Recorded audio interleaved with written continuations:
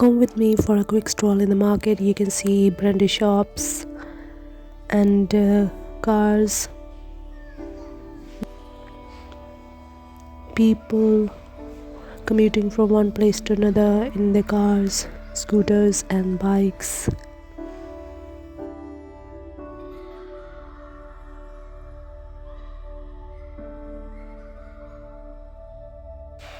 It was a sunny day, and even though I have been here several times, but it's always a different experience exploring this neighborhood. It's the most expensive neighborhood. I'm so fascinated by this area, and people are so inspirational, and it always adds to the beauty of this particular market. It's such a vibrant and beautiful area.